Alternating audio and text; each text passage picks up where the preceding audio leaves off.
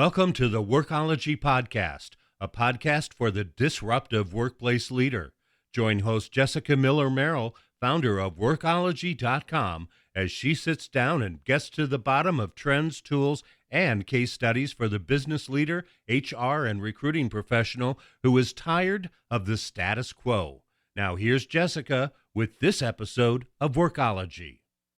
Welcome to the Workology Podcast, sponsored by ACE the HR Exam and Upskill HR. Today's podcast is part of a series on the Workology Podcast focused on the roles and responsibilities of the Chief Human Resources Officer, or CHRO. The CHRO is an executive or C-level role that deals with managing human resources, as well as organizational development and implementing policies of change to improve the overall efficiency of the company. Today, I'm joined by Claudia Leitão. She's the Global Head of People and Culture at Pipedrive.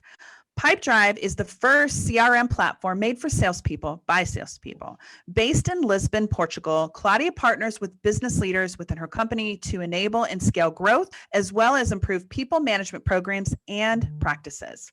Claudia, welcome to the Workology Podcast. Thank you, Jessica. It's a pleasure to be here. I'm so excited for us to have this conversation. I want to start with some background. You've been in HR management for nearly 20 years. How did your experience and job titles evolve over time into the head of people and culture, or CHRO, role?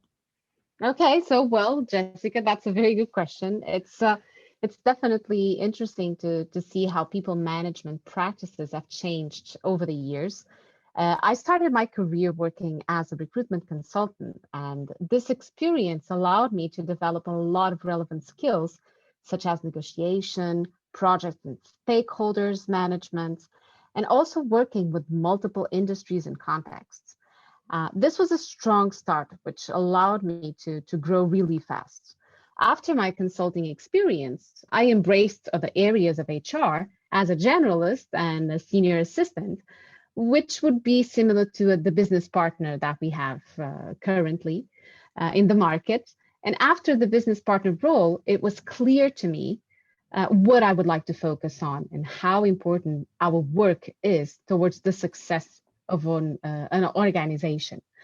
I was working at a big multinational at the time, working as a policies coordinator, but always felt that bigger companies tend to take longer to shift direction and adapt to change. That's when I turned my attention to the startup ecosystem. Working at startups is a completely different landscape. We have to roll up our sleeves and take action. Everything happens in a very fast-paced environment and a very fast-paced move. So we need to be creative enough and reinvent our people practices systematically. We always need to be paying attention to what the market is practicing and always trying to reinvent what we do. To sum it all up, in the last 20 years, I've seen traditional companies that took a very traditional approach to HR management being replaced by startups that need us to be deeply involved and that ultimately require us to be really hands-on, but also needs us to be very strategic, making sure that we support our teams in the best way possible and allow the companies to scale fast. That is the ultimate goal. The CHRO is critical for companies to succeed. And this is the main change that I've seen over the last 20 years. Ultimately, as HR professionals, we also have to reinvent ourselves to keep up with the growing needs of the global market, but also the acknowledgement that our contribution towards company success is definitely stronger now. At least that's how I feel it. And this is a bit of my story and how I have evolved so far in terms of my HR background. And for sure, I see a lot of changes when it comes to how the HR role is perceived by the companies and towards the success and growth of a company. So how big is Pipedrive? How many employees do you have? Currently, we have 700 employees. We just reached the milestone last December. Very cool. And how big is your HR organization? How many team members do you have in HR? We have 29 people, and it's growing. One of the things I wanted to ask you is about skills and experiences. So, what skills and experiences do you think are absolute requirements for that CHRO role, especially for HR professionals who are wanting to follow in your footsteps in this career path? Oh, well, for sure, I would say creativity, a data-driven mindset, flexibility, and adaptability.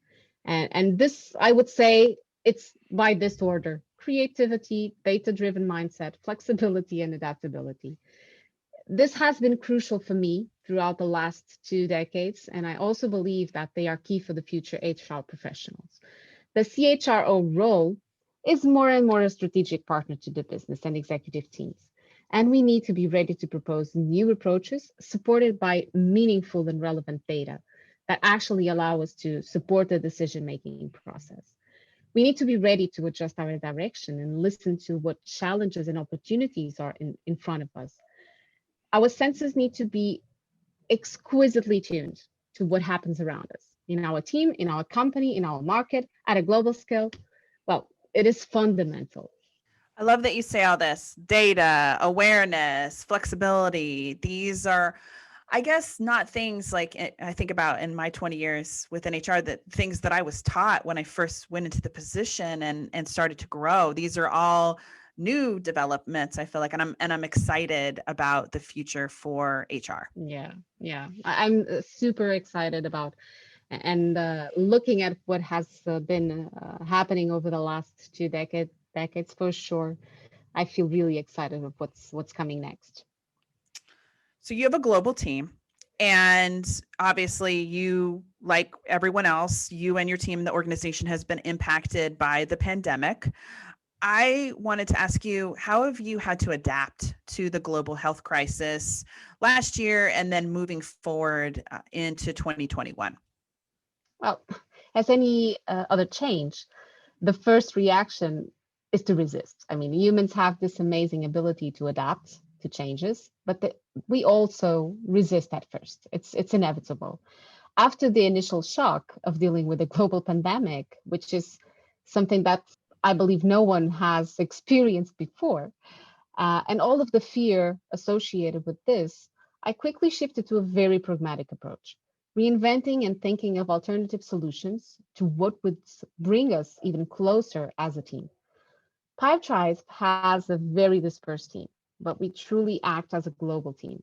So indeed, this global pandemic only reinforced the collaboration between locations.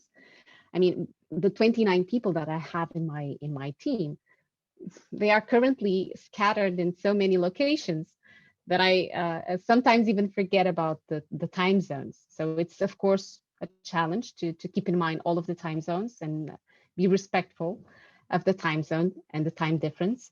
But the fact is that I honestly feel the collaboration even stronger. We are now all on the same page. No one is, of course, working in the same physical space. So now we are able to quickly adjust to the new norm and see ourselves all together as a very global team.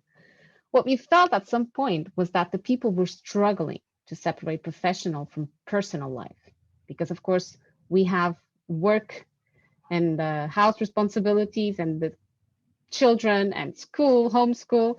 So, of course, it was a very different setting to what we were used to, but we were able to reinvent ourselves and design coaching programs to support work-life balance. We sponsored several moments of relaxation throughout the working day, like virtual coffees, virtual lunches, happy hours, etc. I mean, we never stop. We are systematically looking for new ways and new approaches to bring people together, to communicate more, and to keep that engagement, not only between our team, but also between global teams. I love that. It really speaks to the flexibility part and the constant kind of communication and adaptability that you mentioned at at the beginning of our conversation. So just building on that. But I love that you're being mindful of time zones and people's, trying to balance these other parts of their life that are really kind of, well, in flux for Yeah. the foreseeable future. Yeah, it's interesting to see, of course, how many meetings we have with our kids like on the background, and the dogs and cats. Of course, it's a different setting, but at the same time, it's what brings us closer because we are all on the same page. We are all on the same boat. We are definitely stronger as a team. You mentioned 700 employees globally, and this is a recent milestone. I wanted to ask you how you celebrated that milestone of 700 employees. Well, we did something truly amazing. We always like to celebrate these milestones in a very special way, but because most of our offices, of course, are closed now, we couldn't do our usual milestone celebration. So we decided to do something different, kind of a present, not only to employees, but also to the whole world. We partnered with the NGO to plant 700 trees, so one tree for each employee. And we shared the news in our Pipedrive end of year virtual gala, and the reactions were amazing. People felt a strong sense of pride and contribution to a very significant cause. I have to confess that I was very emotional at the moment that I was communicating the milestone celebration. Because, first of all, I honestly believe that we are making a difference. We are all contributing. And definitely seeing people reacting so strongly to our contribution, that was something amazing. And again, engagement was, well, something phenomenal by that time, because of course people realized that Pipedrive is doing something that truly makes a difference. I love that. What a great initiative using corporate social responsibility and to celebrate that employee milestone in a way that I don't think I want more of us to think this way, like not just how can we inflate some balloons and take some Instagram photos and a couple emails and a video, but how can we truly make the world around us a better place in celebration? Yeah, definitely. I think that's the future. Again, looking at the future, that's the future of CSR for sure. Let's take a reset. This is Jessica Miller Merrill, and you are listening to the Workology podcast sponsored by ACE the HR exam and Upskill HR. Personal and professional development is essential for successful HR leaders. Join Upskill HR to access live training, community, and over 100 on-demand courses for the dynamic leader. HR Research credits available. Visit upskillhr.com for more. You mentioned your gala, which I'm guessing was virtual. I want you to talk a little bit about virtual events and how they have impacted your employee engagement in a little bit more detail. Yeah. So in the beginning of the global pandemic, we quickly created a set of new traditions. We had our old traditions, so we had to reinvent. And of course, those new traditions would reinforce the engagement and the communication with the team. Currently, what we have in terms of virtual events, we have our company all hands that happens on a monthly basis. We have the Fancy Friday, so everyone dresses up really fancy on Fridays, and then we take pictures, virtual coffee, so that people still remember what it looks like and how it feels like to just have those random kitchen conversations. We also have virtual lunches with our teams, virtual happy hours to celebrate. But definitely the most significant one was the Pipedrive Gala Night. At the end of the year, we acknowledged our Pipedrivers with some exceptional awards. So it was a very, very fancy gala, of course, virtual gala. And again, we celebrated the 700 milestone, which I honestly believe it contributed a lot to an exponentially increase of the employee engagement with the company. And the sense of belonging and pride was present in every statement. Everyone that was commenting after the event, how people were sharing in their social media, we could truly see how it had impact people and how it really made a difference.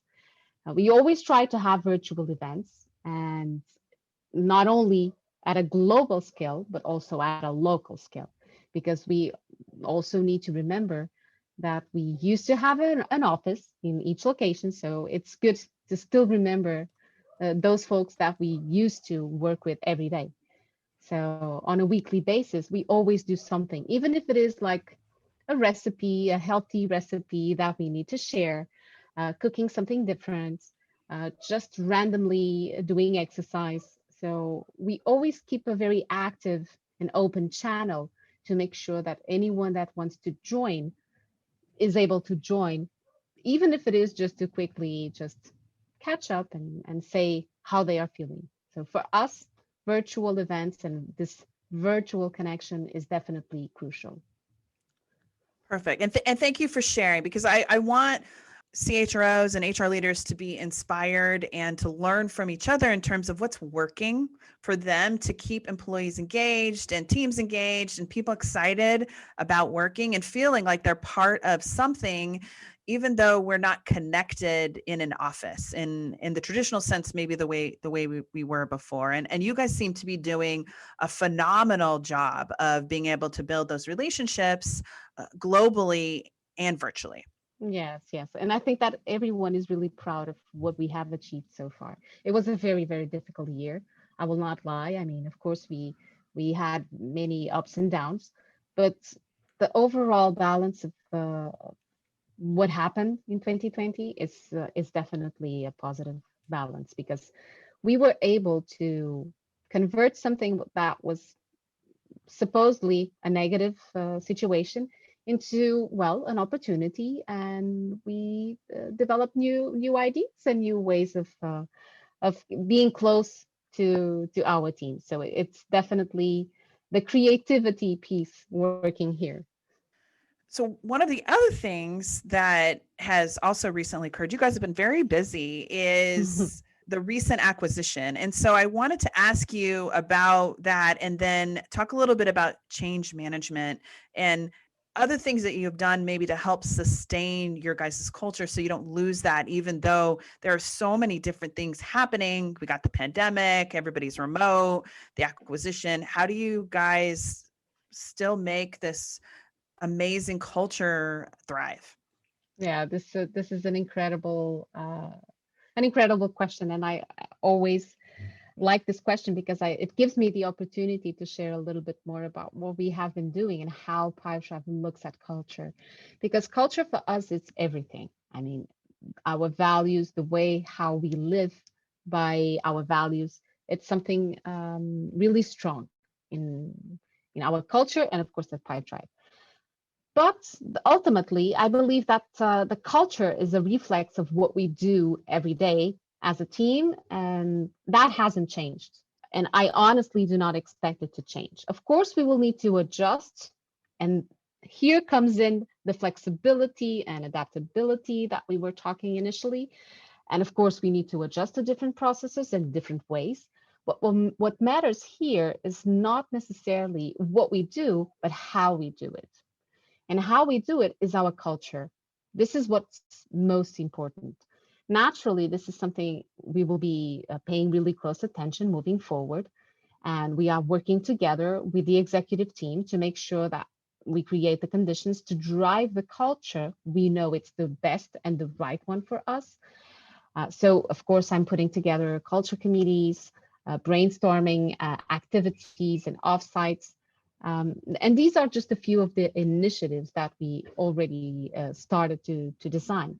But the main focus will be to keep the good in our culture and evolve where it's, of course, still space to improve, because it is a growing piece for sure. Again, we are really proud of our culture and our values. And for sure, this is what represents the how we do things, how we communicate with each other, how passionate we are towards our projects and how we deliver things. So that I do not expect to change. I love that. I love that.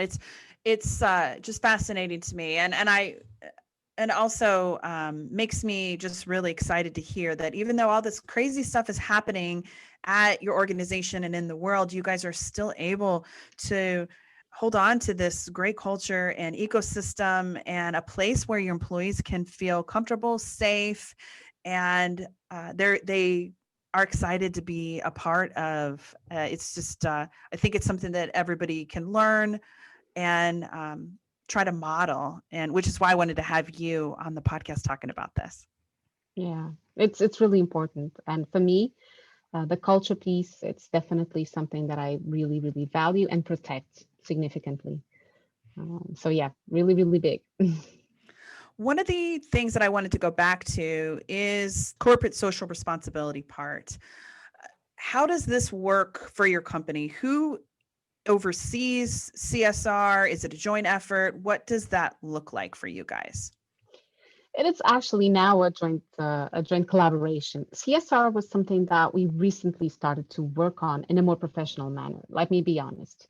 We always had several initiatives that were supporting environmental sustainability, support to local communities, support to animals, and education, and many others.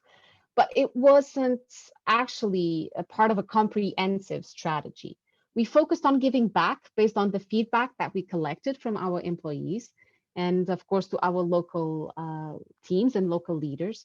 But we weren't really putting all of these initiatives in a comprehensive strategy in a very organized way. We did it, but we didn't know exactly what were doing. So every year, we would dedicate a specific amount to the CSR initiatives, but what would be the focus was always decided ad hoc. Now, I would say that 2020 was definitely a wonderful year, a challenging and wonderful year. Last year, of course, we started looking at CSR in a very different way. So now we are developing a stronger strategy to be able to actually share with the world what Pipedrive supports as relevant causes. Sustainability is always one of the most important factors when choosing between alternatives and making decisions. So Pipedrive has initiated systematic and long-term projects within the company to reduce our carbon footprint and minimize our impact on the environment. And this is also why we decided to complete the milestone and celebrate the milestone of the 700 employees with the planting trees. We are dedicated to environmental friendly practices in our offices, and we always promote a green lifestyle among our employees. But besides this, we are always also focusing on education and local community support. So this is something that we have been growing. This is something that we have been putting into a very comprehensive strategy. And we did already a lot of these actions in the past, but we didn't look at it as CSR per se. So now it's a joint collaboration between HR, between also our PR unit. So it's a joint collaboration to make sure that we put in place the best CSR strategy. Awesome. I thank you for kind of talking about the different components because CSR is kind of it's relatively new and there's a lot of questions about owns this, where does CSR live, and so each organization is a little bit different, but it's helpful to hear your perspectives and experience in this area. Sure, for sure. Also, along the lines of CSR, for someone who is getting started, maybe they're an HR person who listens to your interview and is like, wow, this is exciting and inspiring.